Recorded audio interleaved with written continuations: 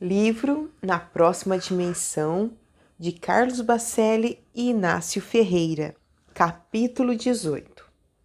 Nem Chico desencarnou e diversas especulações começaram, não é, Odilon? Indagou Zeca, interessado em ouvir a palavra do benfeitor. Quem será o seu sucessor? Como há de ficar o trabalho espírita sem ele? Quando o Chico irá se comunicar? De modo geral, opinei, a comunidade espírita estuda pouco e, portanto, ainda não alcançou a maturidade desejada. Com facilidade, deixa-se influenciar pelas notícias da imprensa sensacionalista, ávida por vender revistas e jornais. Mas a tarefa não há de ser interrompida? Questionou Paulino. É claro que não, respondeu Odilon. A obra na qual nos encontramos engajados pertence ao Cristo, por muita falta que Chico nos irá fazer e com todo o respeito que nos merece e sempre nos merecerá, ele não é insubstituível. Aliás, nenhum trabalhador da seara é insubstituível. É certo que não teremos outro Chico Xavier, mas, doravante, cada médium será chamado a maiores responsabilidades. Ele costumava nos dizer que foi preciso que saísse de Pedro Leopoldo para que novos médiuns aparecessem, aparteou Zeca. É porque, considerou Odilon, com uma ou outra exceção, os médiuns abdicavam de ser o que eram, com o propósito de ser o Chico. Ora, isto é um contrassenso. Ele deve ser imitado por nós outros em seus exemplos de renúncia, de solidariedade, de disciplina, mas não no seu modo de ser na condição de médium. Cada espírito, com as suas características e com o estilo que lhe é próprio. Por exemplo, Chico, atuando mediunicamente, se consagrou como psicógrafo. Outro poderá se projetar no exercício da faculdade psicofônica ou no campo da cura. As possibilidades de servir e de cooperar com Jesus na construção do mundo melhor são infinitas. Muitos medianeiros, porque passam a ser cópias daqueles que lhe provocam admiração, acabam se anulando. Chico não é insubstituível, mas não terá sucessor. Deste outro lado, diversos companheiros de ideal estão a especular. Quem dará sequência à obra de Emanuel? Quem fará o trabalho de André Luiz? Que cronista tomará o lugar de Humberto de Campos? Compreendo, Odilon, o que você está querendo dizer. Falei de experiência própria. Infelizmente, porque acreditava que fosse eterno no cargo, não preparei ninguém para me substituir na direção do sanatório. Este é o erro que, hoje, eu mais lamento. Tornei-me um velho excessivamente ciumento das minhas coisas. Reconheço que me faltou a grandeza do desapego. Eu olhava os médicos novos que apareciam para trabalhar no hospital e, de certa maneira, procurava cerceá-los. Em meu íntimo pensava, está querendo sentar-se na minha cadeira, não é? Aqui quem manda sou eu, só passando por cima do meu cadáver. E passaram.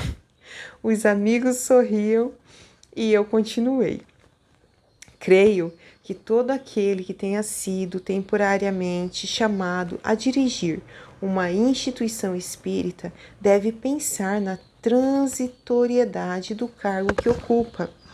Por culpa minha também, o Sanatório Espírito de Uberaba vem enfrentando crises sucessivas. Eu não dei espaço e não preparei os jovens valores. Neste sentido, inclusive, já pedindo-lhe desculpas,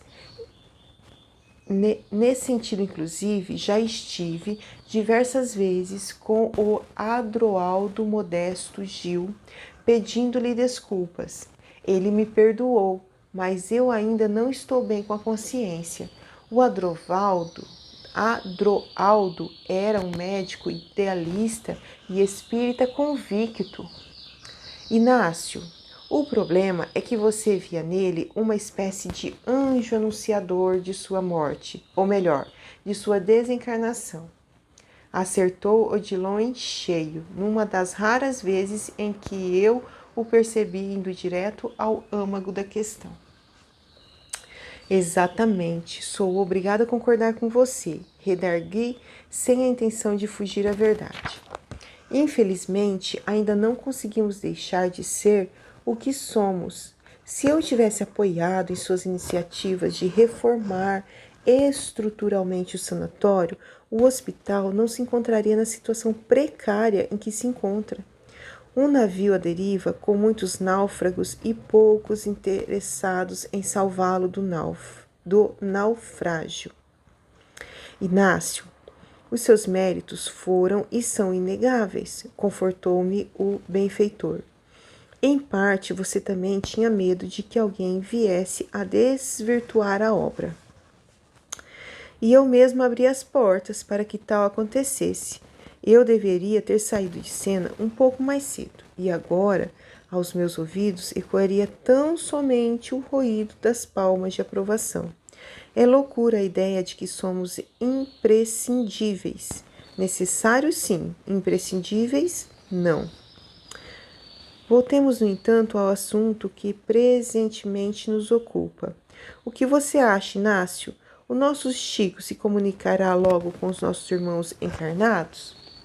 De minha parte, não acredito. Choverão comunicações atribuídas a ele, mas com certeza não serão de sua autoria. Médiuns e espíritos insanos exameiam em todos os lugares. Talvez mais tarde ele possa dar o ar de sua graça através de um comunicado mediúnico, mas por enquanto, da forma com que foi conduzido às alturas, tenho a impressão de que o Chico não descerá tão facilmente. Porém, sei que já existem médiuns intencionados em se promover às suas custas. E o pior é que muita gente irá engolir. O tema, evidentemente, demanda outras abordagens, ponderou Odilon. De fato, eu também não creio que o nosso Chico entre diretamente em contato com os médiuns. Pelo menos não tão cedo, mas o seu pensamento, que continua a ser irradiar, será captado diferentemente por vários e por diversos medianeiros. Como assim? Indagou Paulino. Quando o espírito não vai ao médium, o médium vai ao espírito. Por favor, Dilon, explique-se melhor, solicitei.